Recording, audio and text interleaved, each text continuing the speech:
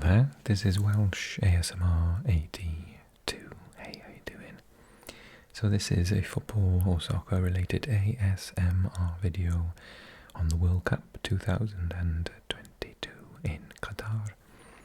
I did a poll on the channel recently and you said that you hadn't quite had enough World Cup content, so I decided this would be an interesting concept, and I've already planned one for the Premier League as well, so you'll see that pretty soon.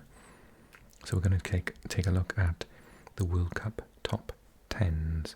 I've done 1, 2, 3, 4, 5 slides, and I've done a top 10 African, Asian, South American, North American, and finally European list. So in my opinion, and I'm really happy for you to disagree, comments are very welcome. Tell me I'm crazy, tell me that I'm nuts for leaving out so-and-so, tell me I got it spot on. I doubt it. I want you to definitely give me your comments and your opinions, please. Yeah, that'll be super interesting. So I think we're going to start off with Africa. So the top 10 African players. I didn't do a team this time, I just did a top 10, so it could be mostly strikers, etc. I didn't want to force them into a position. If you would like to see that video, like an all-stars team, it is in the works, and I will do that possibly next week or the week after. Okay, so let's get started. So, top 10 best African players from the World Cup in Qatar 2022. I was going to do like all fancy slide transitions and realised I'm not 12 years old. So, number 10, I think Senegal's Idrissa Gueye had a decent performance in the 3 games that he played. He didn't play, he was suspended for the game against England. And I think, to be honest, that was a sign of how crucial he is in that midfield. The fact that in the second half, or the end of the first half actually, England just wiped the floor with them. They outplayed England for the first 20 minutes. But then as soon as England got their act together and started to attack, they just ran through the middle of the pitch. And I think Idrissa Gueye is that wouldn't have been as easy. They probably still would have won, but it would not have been in any way as easy had he been there marshalling the midfield. Next is Saiss, former Wolves player now for Fenerbahce or Besiktas, excuse me, for Morocco. Absolute soldier. Had to drag him off the pitch practically. Started every match, including the one against France in the semi-final with an injury. Yeah, absolute hero. Love a really solid, gutsy centre-back. Talking from a Wales perspective, we got Joe Rodon, we had Ashley Williams. Just basically, I think there was a game against Belgium. Ashley Williams practically dislocated his arm and you just couldn't, they wanted to sub him and he wouldn't come off. Yeah, I really like a sort of big, stubborn, strong centre-back, and he fits that bill completely. He epitomised their defensive capabilities throughout the tournament. Fantastic player. Next is Khazri of Tunisia. Scored a goal against France in his final game. Feisty attacking midfielder, can play on the wing, can play up front. Really able, gifted. I hope they're able to replace him because he's coming into his 30s now. So yeah, Khazri of Tunisia did really well in the group stage and helped them to beat the second string French team. I watched a bit of Cameroon in this World Cup, and Sambo Nkisa really impressed me. He's been impressing me all season playing for Napoli, and yeah, he is another sort of total midfielder. Really goes forward, goes backwards, tackles, passes, shoots. He's everywhere. So he just really is a ball of energy in that central midfield. He's fantastic. I really enjoyed Aboubakar's performances for Cameroon as well, particularly his chipped goal. I think it was against Serbia, but I can't remember. Maybe Switzerland. And he scored the winner, if you remember, against Brazil, and then got sent off for taking his shirt off. But then shook that referee's hand because he knew it was coming. Really nice guy. He's just done a swap. So he's gone to Besiktas, I understand, to replace Weghorst, that has gone to Man United, and he came from Al Nassr, where Ronaldo has gone. So it's like this big swap. So one's come from Man United to Al Nassr, one's gone to Besiktas, one's gone from Besiktas to Man United. So yeah, he will do really, really well for them. Morocco's goalkeeper, Bono, I thought he was definitely the best, one of the best goalkeepers in the whole tournament, probably my third favourite after the Croatian and after Emi Martinez of Argentina. Okay, so getting into the top 5 then, Koulibaly for Senegal even managed to score his first international goal to put them through and get out to the group stage to face England. I thought he had an all-round very good tournament. I actually think he's playing really well for Chelsea as well this season, although Chelsea aren't doing great, but I don't think Koulibaly's the issue. I thought he started quite well. He's also scored for Chelsea as well this season. So yeah, he's very handy at set pieces and at corners. Number 3 has to be Ghana's Kudus from Ajax. I think they're going to have trouble hanging on to him. He looked sensational, so comfortable on the ball, dribbling, shooting. His technique on the ball is fantastic. His pace is outstanding. He prefers to play deeper in midfield, but is definitely ready to take on a sort of just behind the striker or wing role. And when he did so, he was unstoppable for Ghana. And I think had he started in that position next to Iñaki Williams, I think they probably would have got out of the group. So he got number 3. Unai for Morocco, unsurprisingly one of the big surprises of the tournament, plays for Alger in France, and lots of rumours of him going to Paris Saint-Germain and elsewhere. So yeah, Unai, another fantastic, able attacking midfielder, but can also do defensive duties as well. And that leads me on to the star player for the African continent at the World Cup. It's Amrabat from Morocco. So solid on the ball. You just get the ball in midfield and all of a sudden he'll just appear in front of you and take it from you. I think he's actually like in charge of black magic or something. He was sensational to watch, and yeah, he's quickly become one of my favourite players from this World Cup. Absolutely sensational, and loved watching him. Hope that he's at Fiorentina at the moment. They are a big club, but I think he's ready to step up and go to a really big club. He would fit in easily at a Man United, Liverpool, Arsenal sort of club. Okay, ready for the next ones? Okay, so I went North America, so the CONCACAF region. 4 teams, Costa Rica, Canada, USA and Mexico. I'm really sorry, I know I've got some Costa Rican subscribers. I didn't think you had a great tournament. I think you agree with me. So I put Fuller. He's the scorer. He scored to get the win over Japan in what was, for Costa Rica standards, a very dismal World Cup, unfortunately.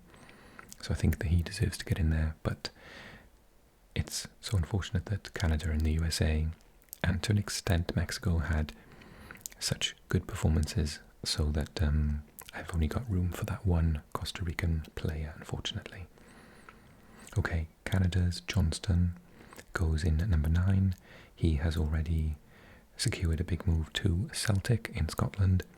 I hear he's doing quite well, and he looked absolutely brilliant. So much energy, ability to get forward and get back, right back, very, very good. Another Canadian I was impressed with, Eustachio in the centre of midfield. Lovely long balls, diagonal balls out wide. sweeps up and mops up the defence and keeps a lot of players away from his defence in that defensive midfield position. So yeah, I thought he was very good. Next, Anthony Robinson, the left back for the USA. I thought he had some amazing runs, what pace and ability to get forward, but then to dash back as well. I thought he did with the 2 matches that I saw him play were against Wales, where he nearly set up a goal. On about 2 occasions he got to the byline and got in some excellent crosses, and then he was a very good outlet against England as well, but managed to get back and defend very, very quickly. What an engine, just fantastic player. Okay, Mexico's goalkeeper supreme. It might be his last World Cup. I think he's been in 4 consecutive World Cups now. It's Guillermo Ochoa. He didn't have maybe as good a tournament as he would have liked, as well, you could say that for Mexico as a whole, but he certainly didn't let them down, and yeah, he's an excellent goalkeeper. Okay, next one was Musa, who I looked up recently and I didn't realise that he played for England under 21s, under 17 something, but he's gone to the US, and I remember watching him against both, again, Wales and England, and I thought he was sensational in midfield.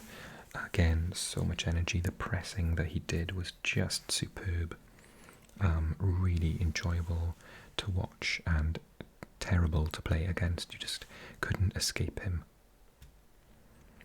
Okay, next up is Lozano, Mexico's best player at the tournament. Couldn't get a goal, unfortunately, but he is that tricky winger, very skillful, lots of technique. Ability to run at defences and around the back, get behind and get balls into the box.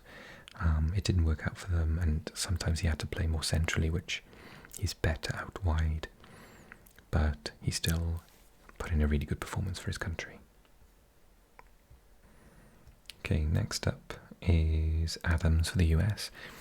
So impressed with him, not just exactly the same reasons as Musa, just the engine that he's got on him and his ability. He's more defensive, he didn't get forward as much. He really epitomised, particularly as he's the captain, all of the tactics, and he got back and really helped out his defence, but then he moved forward and helped to create, win the ball back and pass it wide to get to the wingers and get the ball to Pulisic. Yeah, I thought he was absolutely excellent, but he gets slightly higher in the list. I saw that really awkward press conference before the game with Iran, where an Iranian journalist was incredibly rude to him and corrected his pronunciation on Iran because he pronounced it Iran, which is American English, but the guy was so rude to him, and he was a gentleman, and I thought, wow, it takes a lot. He is just the complete captain. You can see why he's captain. He's going to be a captain for the next World Cup as well when they are at home. Yeah, what a lovely guy. Okay, and then you go from a solid, reliable, safe pair of hands with Adams. The next two are your flair match winners.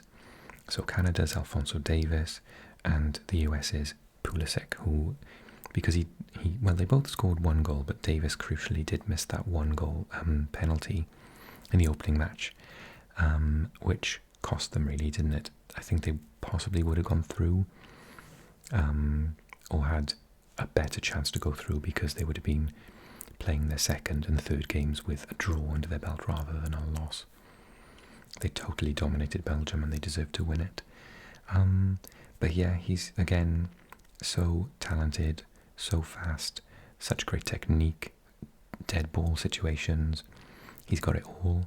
He is a wonderful player, and repeat for Pulisic really.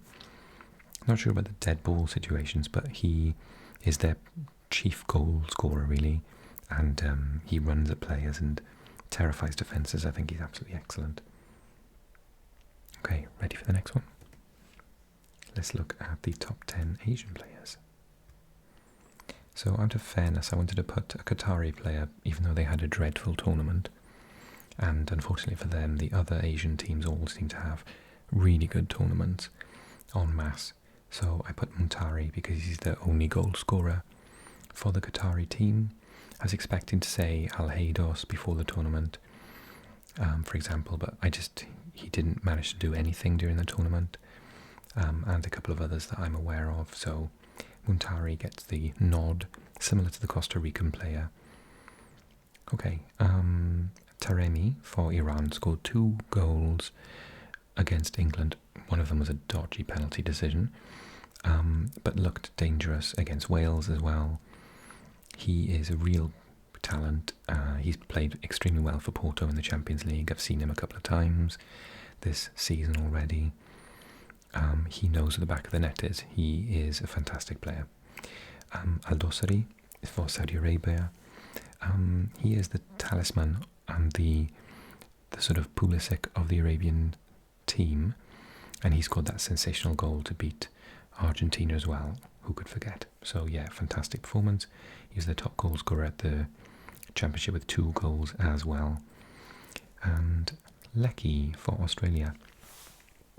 In fact, I put Lecky in at 7, and I don't know how it's pronounced, but Degenek in at 6th, both for Australia.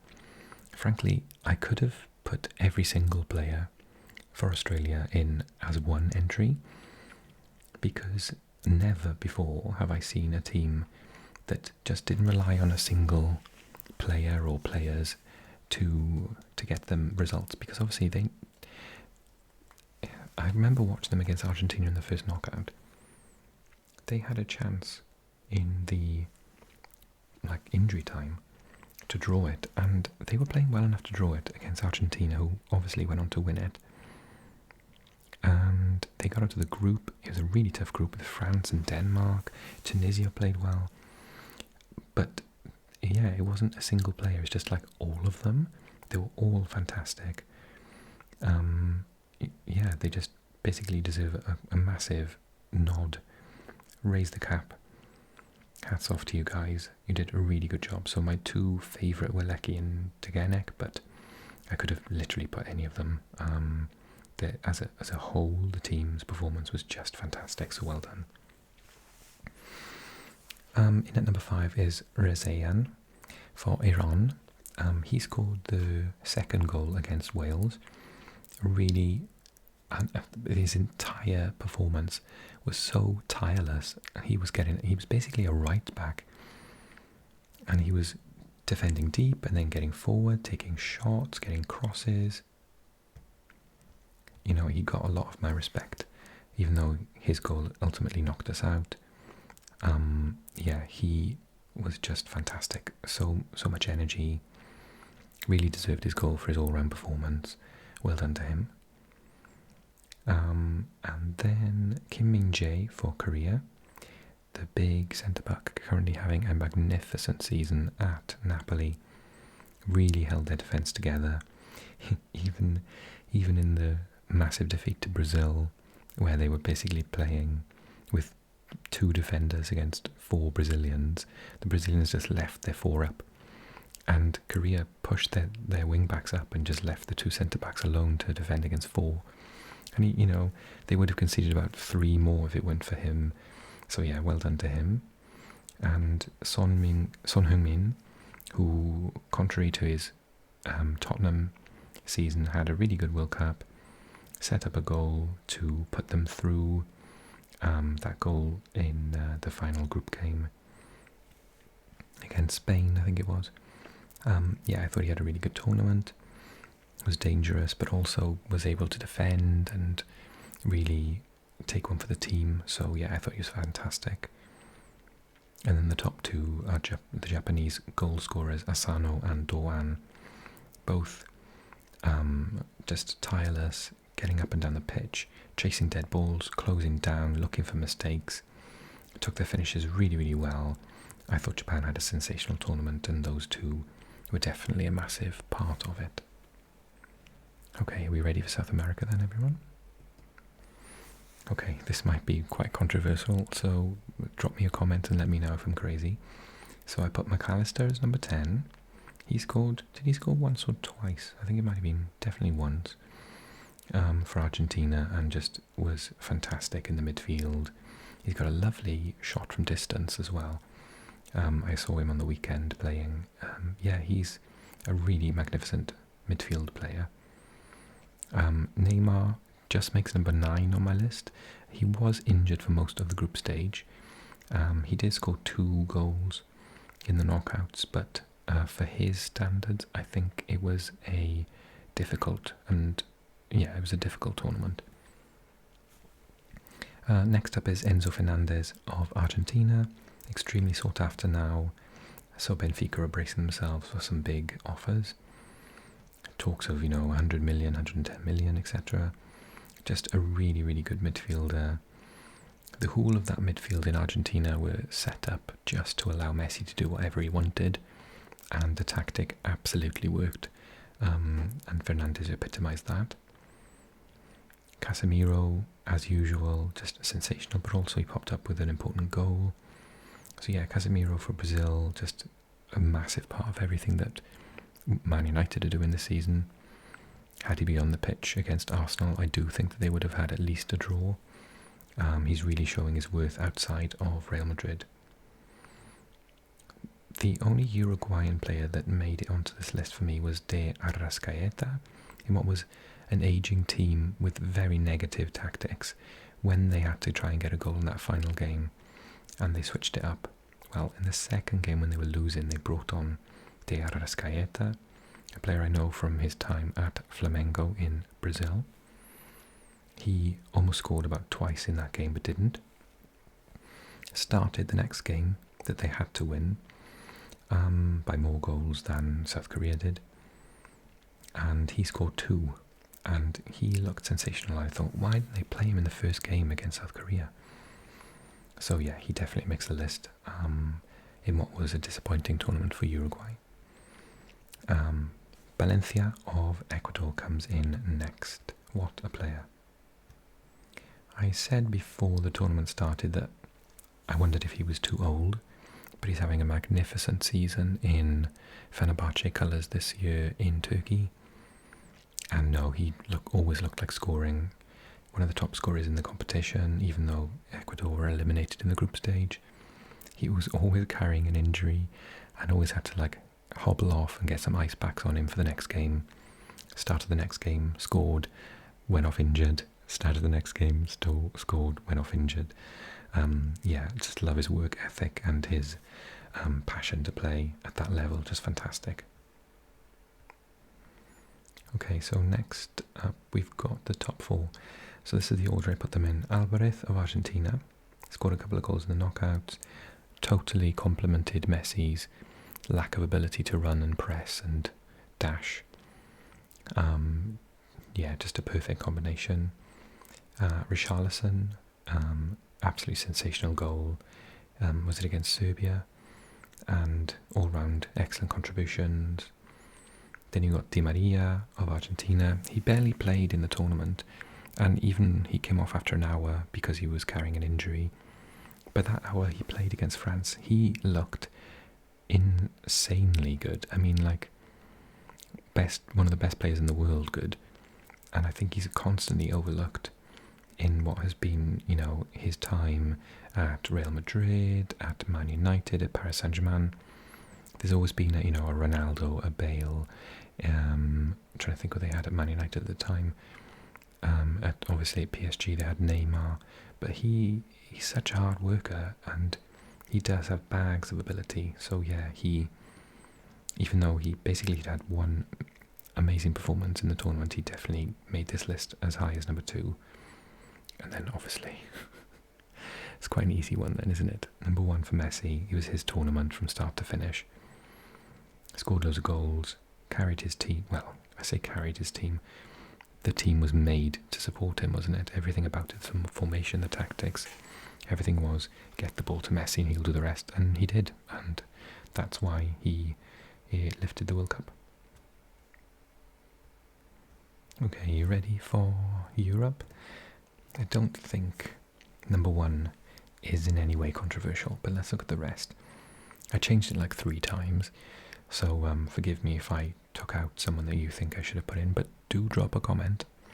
Number 10, Szczesny of Poland. He got them out of the group stage almost single-handedly. They could barely score a goal, but they definitely didn't concede any with him between the sticks. Some of the penalty saves, some of the shots he stopped, just absolutely sensational. What a goalkeeper.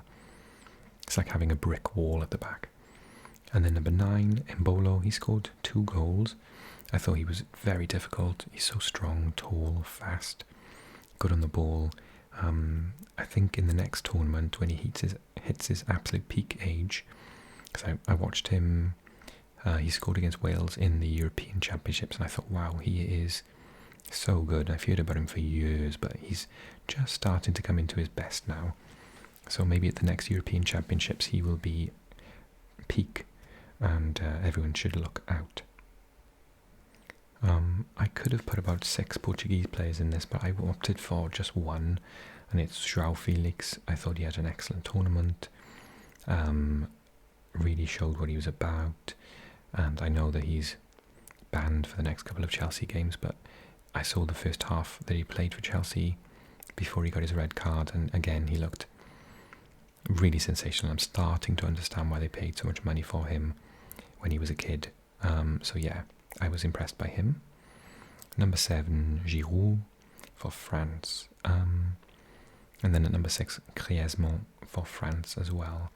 So Giroud is a really important part of the jigsaw of France with all these tricky, technical players. They just need a tall, strong guy up front. And I think his goal against England sort of epitomised that. That, you know, if France can huff and puff quite a lot and outrun people and outpass people, but they just need a real lunker up front who knows how to hit the back of the net. And Giroud's done that, and he's set records doing it, so he definitely deserves his place on this list, in my opinion. What's yours? As for Griezmann, or Griezmann, I originally had him higher up on this list, but then I moved him down, so I'm not sure, but he definitely gets on the list without a shadow of a doubt. The World Cup final, unfortunately, was his worst game in the entire tournament. The rest of the time he was sensational and actually did as much defending as he did attacking. Really impressed me. He's not a player I usually have any time for, but he really impressed me at the tournament. I think a player that impressed everyone was number 5's Gvardiol for Croatia. He is already playing at a high level with RB Leipzig in the Bundesliga, but you can see him quite easily going on to Barcelona, Real Madrid, Bayern Munich, Man City sort of level. He's got it all, and he's going to be around for years to come. Number 4, I wasn't entirely shocked, but I think some other people were. It's Cody Gakpo of the Netherlands, now got a big move to Liverpool. Scored most of the Netherlands' goals, even though he's, you know, a fairly skinny, tricky winger. He's got explosivity and a massive ability to find the back of the net. Probably the same could be said for Saka, and to an extent Rashford. I thought they both had magnificent tournaments. I thought particularly Rashford's ability to dribble, that goal against Wales, for example, was just sensational.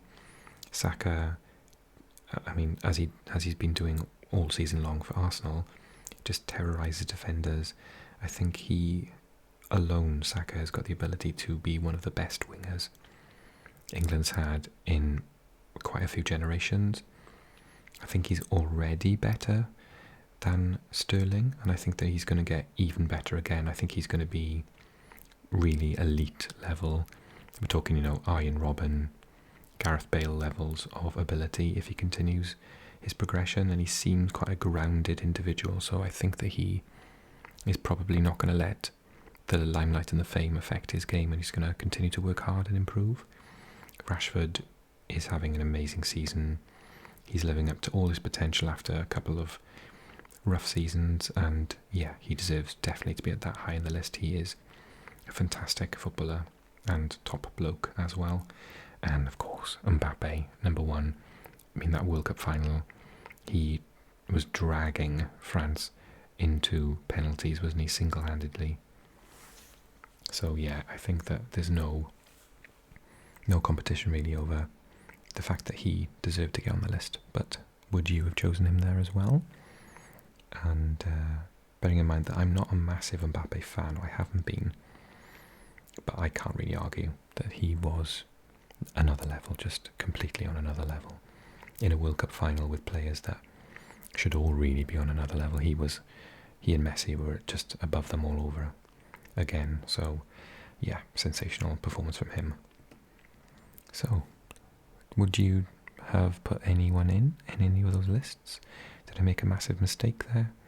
Did I forget someone again, as I usually do? Drop a comment and let me know. I hope you enjoyed the video. Give it a like for me, and definitely share your opinions, and I'll see you again really soon. Take care, everyone.